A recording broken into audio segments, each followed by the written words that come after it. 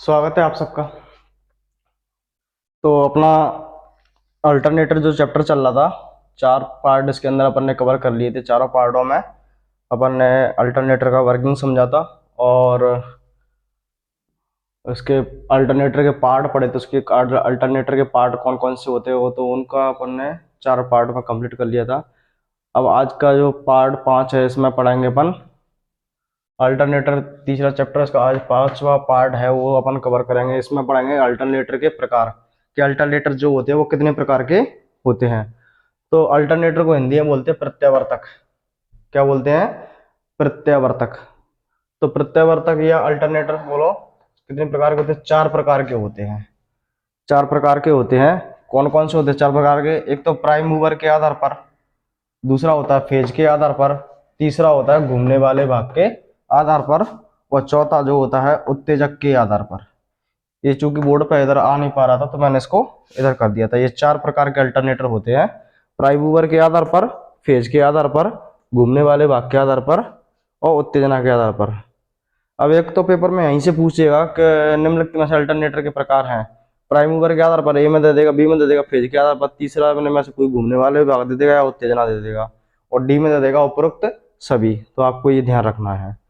अब prime mover के आधार पर बात की जाए कि प्राइम मूवर के आधार पर अल्टरनेटर कितने प्रकार के होते हैं, तो प्राइम मूवर के आधार पर अल्टरनेटर होते हैं जो तीन प्रकार के होते हैं। एक तो होता है जल टरबाइन अल्टरनेटर, दूसरा होता है स्टीम टरबाइन अल्टरनेटर अल्टरनेटर सी होता है ऑयल इंजन अल्टरनेटर। जल टरबाइन क्या होता है? इसमें नहर या नदी के ऊपर बांध बनाकर जल को एकत्रित किया जाता है।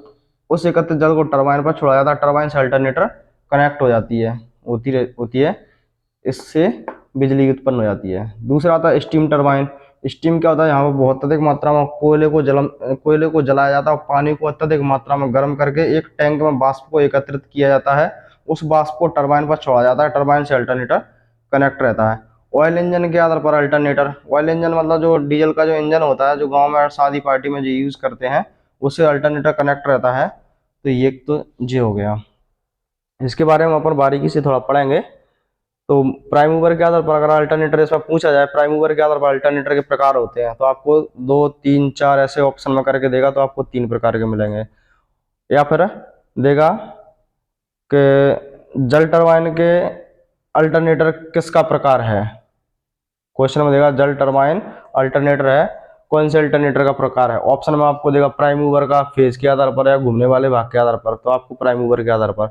या फिर ऐसे पूछेगा प्राइम मूवर के आधार पर अल्टरनेटर का प्रकार कौन सा है। ऑप्शन में देगा ए में जल टरबाइन, बी में देगा स्टीम टरबाइन, डी सी में देगा ऑयल इंजन, डी में देगा उपरोक्त सभी। अब आता है फेज के आधार पर अल्टरनेटर। फेज के आधार पर अल्टरनेटर कितने प्रकार के होते हैं? 2 प्रकार के होते हैं, आर्मेचर प्रकार का अल्टरनेटर और फील्ड वाइंड। सॉरी, मिस्टेक कर दिया मैंने, थोड़ा सुधार करूंगा मैं। अब जो है मैंने इसमें सुधार कर दिया, थोड़ा मिस्टेक हो गया था। फेज के आधार पर अल्टरनेटर सिंगल फेज अल्टरनेटर और 3 फेज अल्टरनेटर 2 प्रकार के हुए। फिर घूमने वाले भाग के आधार पर बात की जाए, घूमने वाले भाग के आधार पर अल्टरनेटर जो होते हैं वो 2 प्रकार के होते हैं। कौन कौन से? आर्मेचर प्रकार अल्टरनेटर और फील्ड प्रकार का अल्टरनेटर। चौथा है उत्तेजना के आधार पर अल्टरनेटर। सो उत्तेजित अल्टरनेटर, इसको इंग्लिश में बोलते हैं सेल्फ एक्साइटेड अल्टरनेटर। और जे है पृथक उत्तेजित अल्टरनेटर, इसको बोलते हैं सेपरेटरी एक्साइटेड अल्टरनेटर। तो ये जो अल्टरनेटर है, अल्टरनेटर के प्रकार हैं। इसमें सिंगल फेज में और 3 फेज में रहता है। इसमें घूमने वाले भाग के आधार पर क्या है, एक में आर्मेचर घूमता है, एक में चुंबकीय फील्ड घूमता, मतलब जो फील्ड वाइंडिंग का जो फील्ड पोल चुंबकीय क्षेत्र घूमता है, एक में आर्मेचर घूमता है। जैसे जिसमें आर्मेचर घूमेगा तो चुंबकीय क्षेत्र स्थिर रहेगा, और इसमें क्या करेगा, आर्मेचर चुंबकीय क्षेत्र घूमेगा तो आर्मेचर घूमेगा। उत्तेजना के आधार पर बात की जाए तो इसमें क्या करते हैं, उत्तेजित अल्टरनेटर और पृथक उत्तेजित अल्टरनेटर। इसमें क्या होता है कि इसमें सप्लाई अल्टरनेटर को एक्साइटेड करने के लिए अलग से डीसी सप्लाई की जरूरत पड़ती है, तो उसके माध्यम से ये हो जाता है। तो उत्तेजित के प्रकार के अल्टरनेटर में इसमें क्या होता है, इस अल्टरनेटर को और इसको अलग से डीसी सप्लाई देना पड़ती है शंट जनरेटर या कंपाउंड जनरेटर के द्वारा, तो इनको स्टार्ट कर लेते हैं क्योंकि इनको एक्साइटेड उत्तेजित करना पड़ता है। बाहर से क्या करते हैं, डीसी सप्लाई देकर इसको स्टार्ट कर लेते हैं, पर वो एक बार स्टार्ट हो गया तो फिर चलता रहता है।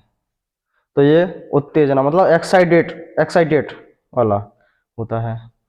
तो प्राइम मूवर के आधार पर मैंने आपको बता ही दिया था, इसमें इसके बारे में मैं एक एक करके आपको बता देता हूँ। तो आपको बस इसमें ये ध्यान रखना है कि अल्टरनेटर पर कितने प्रकार के होते हैं। मुख्य तो 4 प्रकार के होते हैं, प्राइम मूवर, फेज के आधार पर, घूमने वाले भाग के आधार पर और उत्तेजना के आधार पर।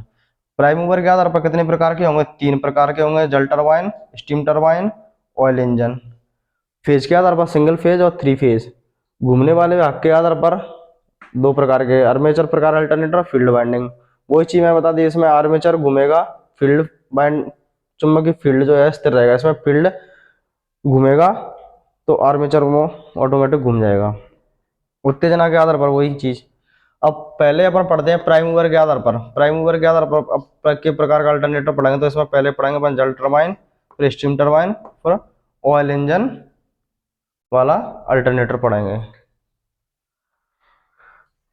तो जो छात्र नए जुड़े हुए हैं तो चैनल को सब्सक्राइब जरूर कर लें, और जो आईटीआई कंप्लीट है तो वो विशेष रूप से क्लास पर ध्यान देते रहे, क्योंकि टेक्निकल एग्जाम में आपको सपोर्ट मिलेगा।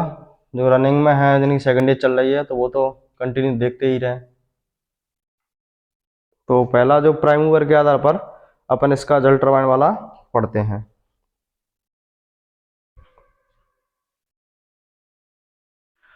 अगला जो जल टरबाइन के प्राइम मूवर के आधार पर, इसमें मैंने बताया था जल टरबाइन अल्टरनेटर। अब इसमें क्या होता है कि जे मान के चलो कोई नदी है,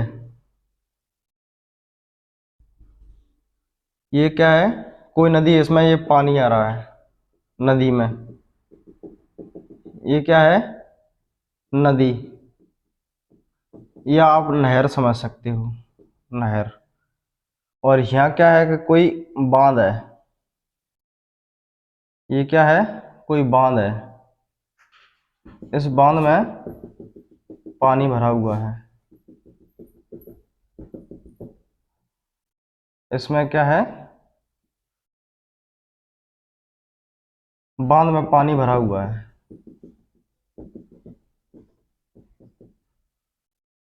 बांध के अंदर क्या है, पानी है।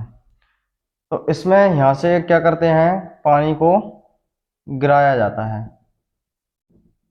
इस तरीके से पाइप गाड़ देते हैं सुरंग, उस पाइप के माध्यम से पानी को गिराया जाता है। अब यहां पर क्या होता है कि एक टरबाइन लगी रहती है इस तरीके से,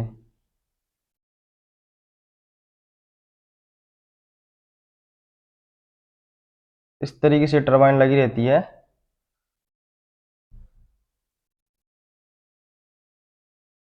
अब ये इसमें क्या है, ब्लेडर लगी हुई है, ब्लेडर लगी हुई है। ये टरबाइन की क्या है, शाफ्ट है, टरबाइन की क्या है, शाफ्ट है। अब यहां पर क्या है,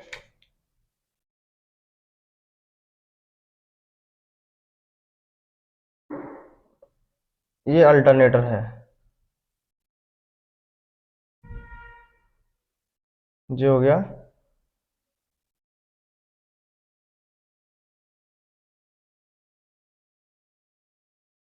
जी यहाँ पे अब इसको क्या है, एक शाफ्ट की सहायता से इसको ज्वाइंट कर दिया जाता है। यहाँ से ये 3 फेज निकल आए, आर बाय बी। अब समय ना, इस नदी पे क्या बांध बना लिया, यहाँ से पानी को एकत्रित किया, पानी को एकत्र करने के बाद टरबाइन पर छोड़ा, टरबाइन ये अल्टरनेटर से कनेक्ट, जैसी टरबाइन घूमती है तो ये अल्टरनेटर घूम जाता है और सप्लाई बाहर, वोल्टेज जो है करंट बाहर निकल आता है, फेज निकल आते हैं।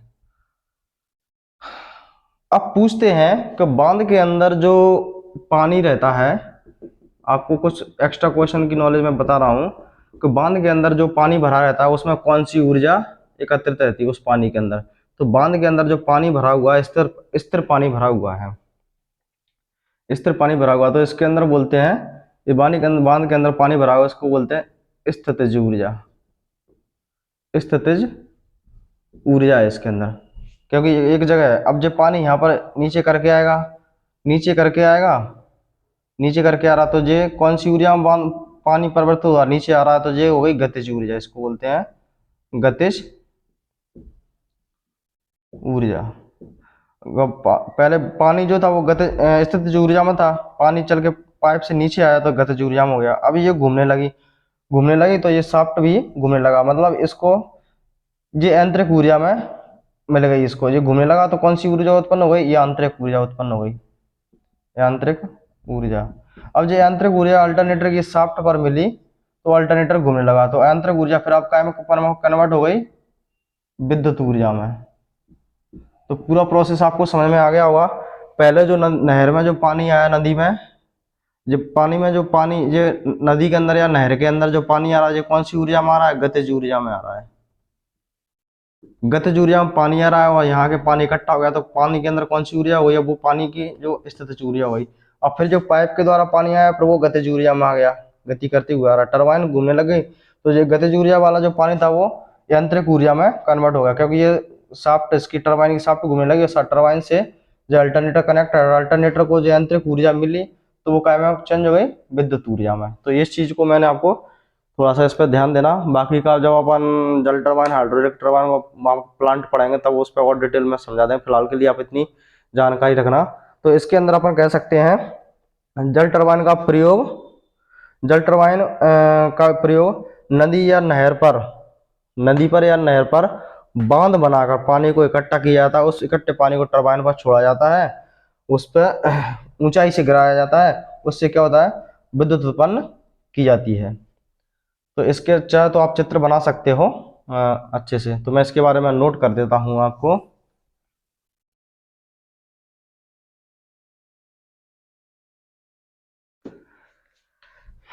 कि जल टरबाइन का प्रयोग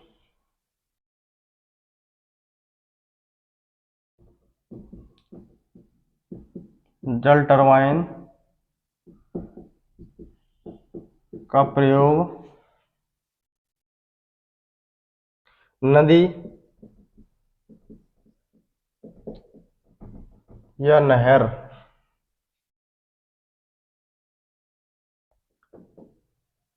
आदि पर बांध बनाकर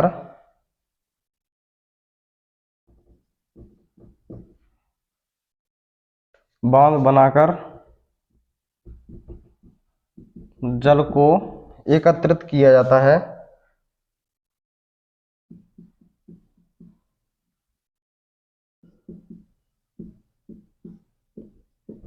जल को एकत्रित किया जाता है, या फिर जल को एकत्रित करके ऊंचाई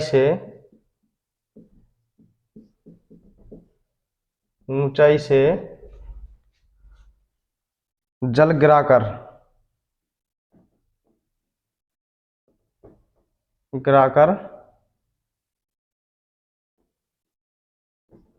जल टरबाइन अल्टरनेटर पर छोड़ा जाता है।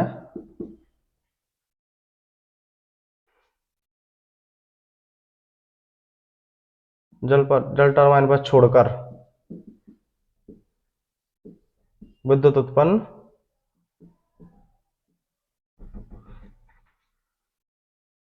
की जाती है।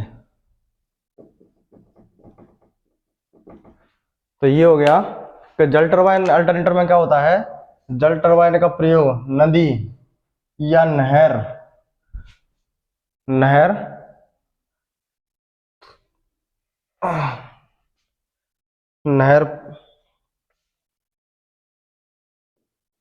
आदि पर बांध बनाकर जल को एकत्रित करके ऊंचाई से जल गिराया जाता है, जिससे क्या होता है, जल टरबाइन अल्टरनेटर पर जल गिराया जाता है। वो गिराया कहाँ पर जाता है, जल टरबाइन पर गिराया जाता है, जल टरबाइन अल्टरनेटर पर छोड़कर विद्युत उत्पन्न की जाती है।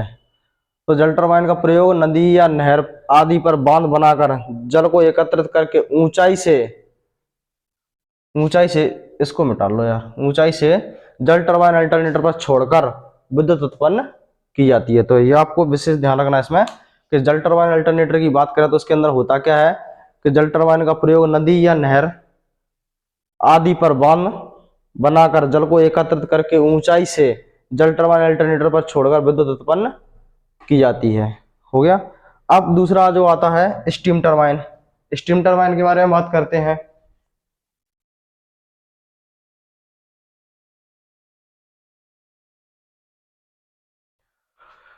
तो जल टरबाइन के बाद हमारा आता है स्टीम टरबाइन।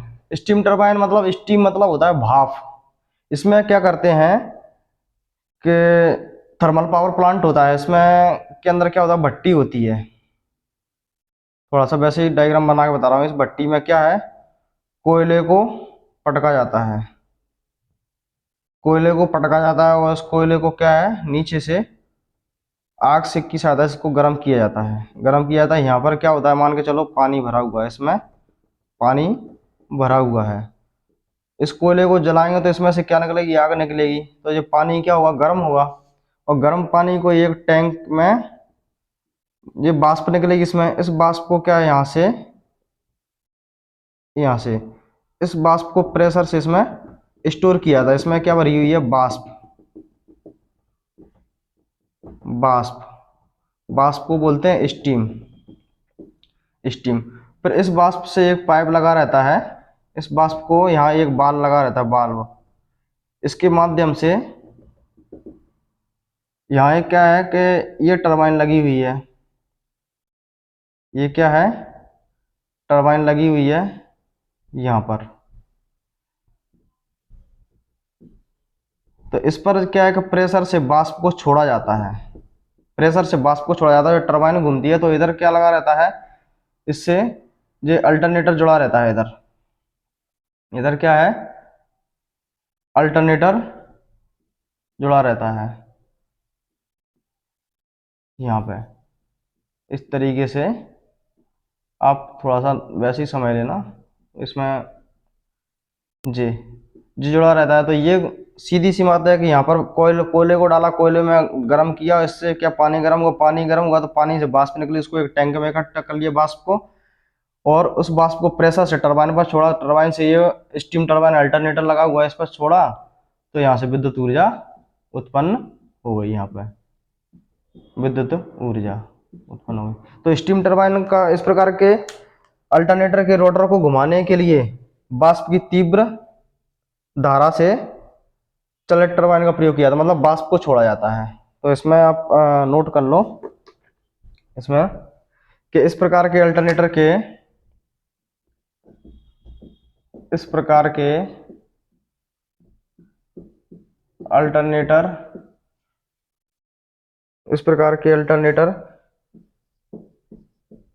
के रोटर को घुमाने के लिए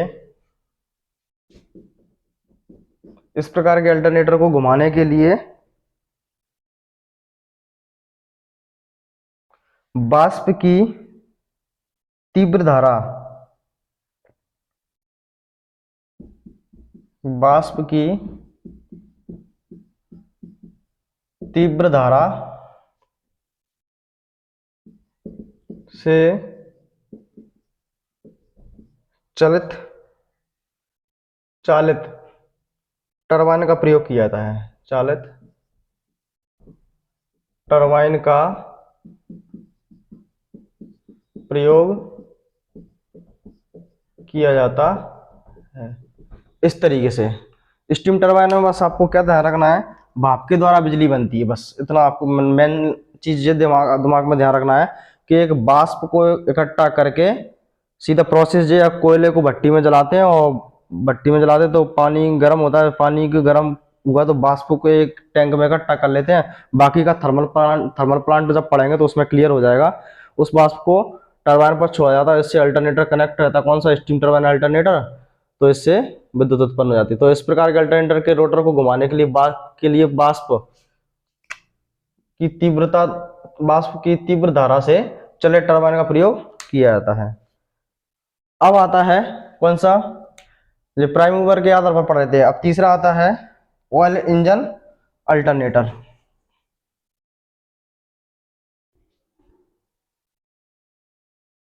तो इसका जो सी वाला है ऑयल इंजन अल्टरनेटर, इसमें क्या करते हैं, ये तो आपने देखा होगा गांव में शादी पार्टी में जो जनरेटर वगैरह चलता है, जैसे मान के चलो ये कोई जनरेटर का डायग्राम तो मैं वैसे बना नहीं पाऊंगा, बना तो दूंगा टाइम लगेगा, लेकिन शॉर्ट में बता देता हूँ आपको कि इस तरीके से एक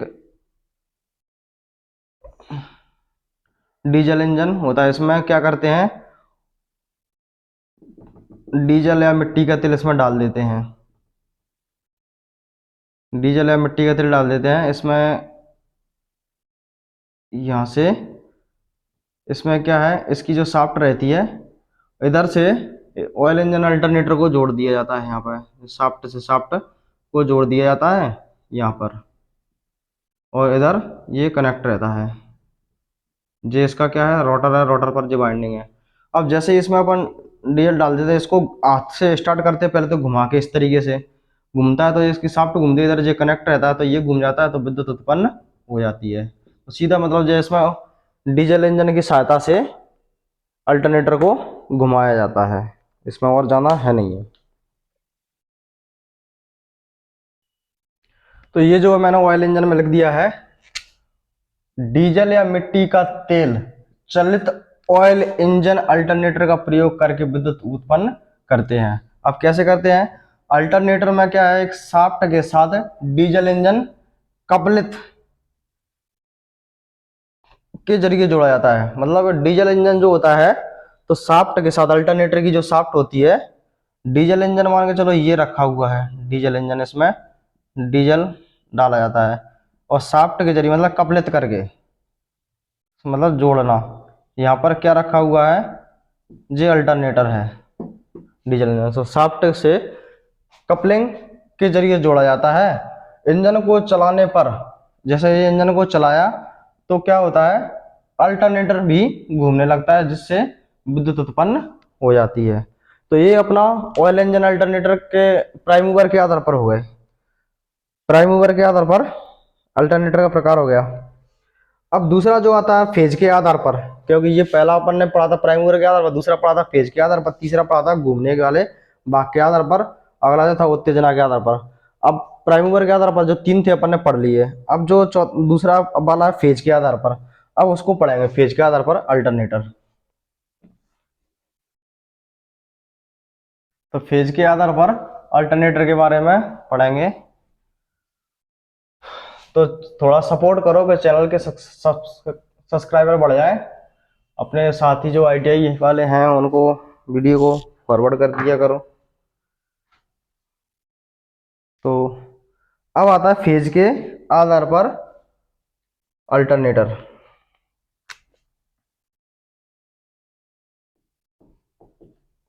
फेज के आधार पर अल्टरनेटर, फेज के आधार पर दो प्रकार के होते हैं, सिंगल फेज और थ्री फेज। तो फेज के आधार पर एक तो हो गया सिंगल फेज अल्टरनेटर, एक थ्री फेज। थ्री फेज को नाम से ना आए तो आपको पेपर में मिलेगा पॉलीफेज अल्टरनेटर। पॉलीफेज मतलब दो या दो से अधिक फेज का जो सीक्वेंस होता है पॉलीफेज कहलाता है। तो सिंगल फेज हो गया और थ्री फेज। जो ये अल्टरनेटर होता है सिंगल फेज, ये आकार में कैसा होता है, छोटा होता है। एक चीज आपको ये ध्यान रखना है, 650 वोल्टेज तक उत्पन्न हो जाता है। इसमें क्या होता है, जो नॉर्मल उपभोक्ता के रूप में उपयोग में ले लेते हैं, शादी पार्टी वगैरह होती है उसमें, उसके अंदर इसको उपयोग में ले लेते हैं। इसमें एक तार जो रहेगा वो फेज के रूप में रहेगा, फेज के रूप में एक तार, एक तार जो रहेगा वो फेज के रूप में रहेगा, और दूसरा जो रहेगा, दूसरा तार जो की बात करी जाए तो दूसरा जो तार रहेगा वो न्यूट्रल के रूप में रहेगा, न्यूट्रल के रूप में रहेगा। आकार में छोटा रहता है, एक तार फेज के रूप में रहेगा, एक न्यूट्रल के रूप में रहेगा। बस इसमें और जाना है नहीं है, 650 वोल्टेज तक इसमें उत्पन्न हो जाता है। और इस अल्टरनेटर में जो आर्मेचर वाइंडिंग को इस प्रकार अल्टरनेटर में आर्मेचर वाइंडिंग को इस प्रकार जोड़ा जाता है कि उसमें प्रेरित अवस्था जुड़ने वाले स्वभाव का जो ईएमएफ उत्पन्न होता है, यानी कि आर्मेचर का फील्ड का फ्लक्स और रोटर का जो फील्ड का फ्लक्स रहेगा, दोनों कैसा रहेगा, जुड़ने वाले स्वभाव का रहेगा। बस इसमें इतना है। थ्री फेज में क्या होता है, इसमें बाइंडिंग को क्या करते हैं, तीनों फेज की बाइंडिंग को 120 डिग्री पे स्थापित किया था। तीन फेज कौन कौन से, आर बाय बी। ये आपको अच्छे से ध्यान रखना थ्री फेज में, खासकर कि थ्री फेज में जो बाइंडिंग की जाती है अल्टरनेटर में, उसमें जो बाइंडिंग होती है तीनों फेज की बाइंडिंग, यानी कि ये वाली बाइंडिंग और ये वाली बाइंडिंग और ये वाली, तीनों आर बाय बी फेज की, आर बाय बी तीनों फेज की जो बाइंडिंग होती है उसको कितने डिग्री के कोण पर स्थापित करते हैं, तो ये आपको विशेष ध्यान रखना है कि 120 डिग्री के कोण पर स्थापित की जाती है। वही इसमें क्या होता है, एक सिरे को, एक साइड का जो सिरा होता है उसको स्टार में और एक साइड का जो होता है डेल्टा में जोड़ा जाता है। जैसे स्टार में जोड़ देते तो न्यूट्रल मिल जाता है, न्यूट्रल जिसकी तरफ अपना न्यूट्रल की जरूरत है तो वो उसको स्टार में कर देते हैं, ज्यादा न्यूट्रल की जरूरत नहीं होती उसको डेल्टा में कर देते हैं।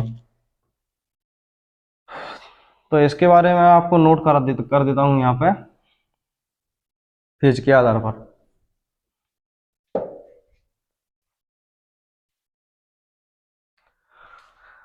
अब इसके अंदर क्या है कि फेज के आधार पर सिंगल फेज अल्टरनेटर और three phase alternator. Single phase alternator में क्या होता है, ये आकार में कैसे होते हैं, छोटे होते हैं। पूछा जाएगा सिंगल फेज अल्टरनेटर जो होता है आकार में कैसा होता है, छोटा होता है। नॉर्मल जो शादी पार्टी होती है उसमें जो यूज होता है, इसमें एक तार जो होता है वो फेज के रूप में, मतलब शादी पार्टी में छोटा मोटा जनरेटर होता है, एक तार जो रहेगा वो फेज के। शादी पार्टी में हालांकि तीन फेज वाले होते हैं, लेकिन कुछ और स्पेशली एक छोटे आकार के होते हैं। एक तार जो रहेगा वो फेज के रूप में तथा दूसरा तार रहेगा वो न्यूट्रल के रूप में रहेगा। ये आपको ध्यान रखना है, बस रूप में होता है। ये अल्टरनेटर सामान्यतः 650 वोल्टेज तक कार्य करता है। पूछा जाए कि फेज के आधार पर जो अल्टरनेटर होता है 650 वोल्टेज तक कौन सा अल्टरनेटर काम करता है, सिंगल फेज अल्टरनेटर, आपको ध्यान रखना है।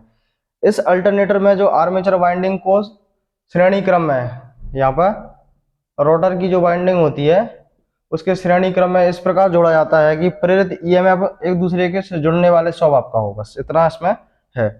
थ्री फेज या पॉलीफेज, इस प्रकार के अल्टरनेटर में तीनों फेज क्या है, तीनों फेज की बाइंडिंग, तीनों फेज की जो बाइंडिंग है एक दूसरे से 120 डिग्री के कोण पर स्थापित किया जाता है। आपको इसमें सबसे मोस्ट आपको ध्यान रखना है, पूछेगा कि थ्री फेज के अल्टरनेटर में जो बाइंडिंग होती है तीनों फेजों की वो कितने डिग्री पर रखी जाती है, तो 120 डिग्री के कोण पर रखी जाती है। तीनों फेज की जो बाइंडिंग को एक सिरे पर जोड़कर इसको स्टार में या फिर डेल्टा फॉर्म में बना देते हैं। मतलब तीन फेज जो निकलते हैं आर बाय बी, यहाँ पर सिंगल फेज का आप बता लेना, यहाँ पर मैं बता देता हूँ थोड़ा सा, ये पॉली फेज का बता रहा हूँ मैं, सिंगल फेज का तो मैं नोट कर दिया, उसको उतार लेना। जो मैं यहाँ पर बता रहा हूँ थ्री फेज का, तो मतलब क्या है कि अपने पास कितने निकले, तीन फेज निकले। तो इधर की जो बाइंडिंग है और इधर की जो बाइंडिंग है, तीनों फेज की बाइंडिंग को एक साइड में कर लेंगे अपन, जैसी फॉर्म देना तो एक स्टार में दे दी। अब ऐसे ही एक फॉर्म की जो बाइंडिंग है उसको डेल्टा में दे दो, इधर से ये डेल्टा में। तो वही है कि इसमें क्या करना है कि तीनों फेज की बाइंडिंग के एक सिरे पर जोड़कर स्टार और या फिर डेल्टा फॉर्म में, और न्यूट्रल की जरूरत है अपना तो स्टार बनाना पड़ेगा। उपयोग में अगर हमें यूज करना है उस सप्लाई को तो स्टार देना पड़ेगा। डेल्टा फॉर्म में अगर जहां पर दूर सप्लाई को भेजना तो वहां पर डेल्टा में कन्वर्ट कर देंगे। तो ये अल्टरनेटर क्या है, उच्च वोल्टेजता वाली धारा बनाता है, ठीक है। तो ये जो हो गया, ये फेज के आधार पर निपट गए। अब इसमें क्या होता है कि इसको नोट कर लेना, दोनों को मैंने डाल दिया उसको थ्री फेज। अब क्या है, जो थ्री फेज अल्टरनेटर होता है या पॉली फेज, इसमें क्या है कि डैम्पर वाइंडिंग का भी रोल रहता है। तो डैम्पर वाइंडिंग क्या होता है उसको समझते हैं। तो इसमें क्या है कि जो मैंने अभी सिंगल फेज प्रकार का अल्टरनेटर और थ्री फेज प्रकार का अल्टरनेटर पढ़ा था, तो थ्री फेज अल्टरनेटर में क्या होता है, एक डैम्पर वाइंडिंग की जाती है। वो डैम्पर वाइंडिंग क्यों की जाती है? क्योंकि थ्री फेज अल्टरनेटर में एक दोष होता है, पूछेगा आपसे कि थ्री फेज अल्टरनेटर में कौन सा दोष होता है, तो थ्री फेज अल्टरनेटर में जो दोष होता है उसको हंटिंग या फेज स्विंग दोष होता है। उस दोष को दूर करने के लिए क्या करते हैं? डैम्पर वाइंडिंग करते हैं। तो थ्री फेज अल्टरनेटर में कौन सा दोष उत्पन्न होता है? या तो आपको ऑप्शन में मिलेगा कि थ्री फेज अल्टरनेटर में निम्नलिखित में से कौन सा दोष उत्पन्न होता है, तो तमाम दोष दे देंगे। दोष मतलब फॉल्ट। तो एक तो हंटिंग फॉल्ट रहेगा, एक फेज सीक्वेंस या फिर फेज स्विंगिंग फॉल्ट रहेगा। अब जे हंटिंग या फेज स्विंगिंग क्या होता है कि थ्री फेज अल्टरनेटर में यह दोष पाया जाता है कि लोड का मान परिवर्तित होने पर अल्टरनेटर की गुणन गति भी परिवर्तित हो जाती है। मतलब ऐसे जब लोड बढ़ रहा है तो अल्टरनेटर की स्पीड कम हो जाएगी, और लोड घट रहा है तो अल्टरनेटर की स्पीड बढ़ जाएगी। तो जे ऐसा परिवर्तन होता है तो उसको बोलते हैं क्या? हंटिंग दोष या फेज स्विंग दोष।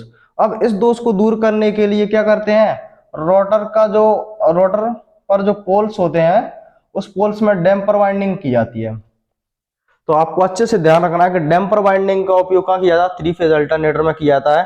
क्यों किया जाता है? हंटिंग दोष, हंटिंग या फिर फेज स्विंग को दूर करने के लिए। हंटिंग या फेज स्विंग क्या होता है? लोड का मान बढ़ेगा तो अल्टरनेटर की घूर्णन गति पर परिवर्तित हो जाती है। ये चीज आपको समझ में आई होगी। तो अब इस पार्ट में, पांचवें पार्ट में इतना ही काफी है। अगले जो प्रकार का जो अल्टरनेटर पढ़ेंगे तो अपन ने इसके अंदर क्या पढ़ लिया? प्राइम मूवर के आधार पर, फेज के आधार पर। अब दूसरा इसका जो प्रकार रहेगा, वो अगला जो प्रकार रहेगा वो उसमें पढ़ेंगे उसके आधार पर, घूमने वाले भाग के आधार पर पढ़ेंगे, फिर उत्तेजना के आधार पर पढ़ेंगे। मिलते हैं नेक्स्ट वीडियो में, जब तक के लिए जय हिंद जय भारत।